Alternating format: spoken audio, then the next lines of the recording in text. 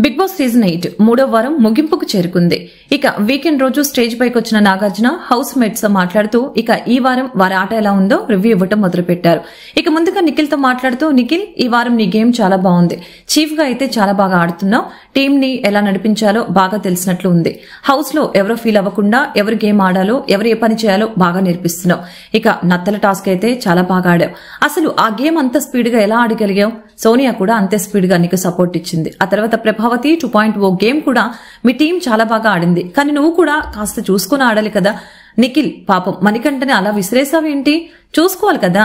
నీ గేమ్ అయితే చాలా బాగా ఆడావు. టీంలో 4 ఫీమేల్ కంటెస్టెంట్స్ ఉన్నప్పటికీ కూడా వాళ్ళకి ఏమాత్రం తక్కువ కాదు అన్నట్లుగా అందరితో ఆటను చాలా బాగా ఆడించావు.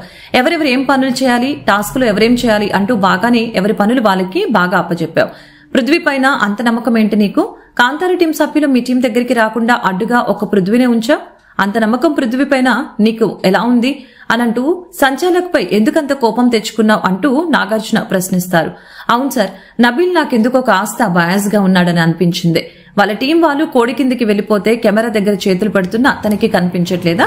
కానీ సీత, విష్ణుప్రియ ఆ బాక్స్ పక్కన కూర్చుంటే పక్కకు రండి, అక్కడి నుంచి లేండి అంటూ పదే పదే చెప్తూ వచ్చాడు. అంతేకాదు, చాలాసేపటి వరకు కష్టపడి అక్కడ మేము ఒక రూఫ్ లాగా తయారైతే కాంతార టీం సభ్యులకి లోపలికి రావడానికి వీల్లేదు, పోయేసరికి అక్కడి నుంచి రండి, లైన్ బయట ఉంచండి అంటూ తను తీసుకున్న డెసిషన్ నాకెందుకో బయాస్డ్ గా అనిపించింది. ఆ తర్వాత నాగార్జున మాట్లాడుతూ, రెడ్ ఎగ్ దొరికినప్పుడు అది తీసుకోవడానికి ఎందుకంత భయపడ్డావు అంటూ నాగార్జున అడిగితే, అది రెడ్ కదా సార్, డేంజర్ ఏమో అని అనుకున్నాను.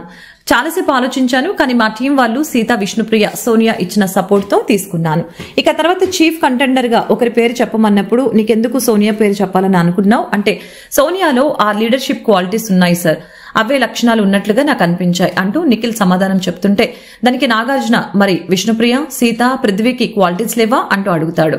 అంటే దానికి నిఖిల్ చెప్తూ, అలా కాదు సార్, వాళ్ళకంటే తన దగ్గర ఇంకొంచెం ఎక్కువగా ఉన్నట్లు నాకు అనిపించింది. ఏ సమస్య వచ్చినా దాన్ని ఎలా పరిష్కరించాలో, అన్ని రకాలుగా ఎలా ఆలోచించాలో బాగా తెలిసిన వ్యక్తి అని నాకు అనిపించింది. సో ఇలాంటి వ్యక్తి చీఫ్ అయితే హౌస్ కూడా బాగుంటుందని నేను తన పేరు చెప్పాను అంటూ చెప్తాడు.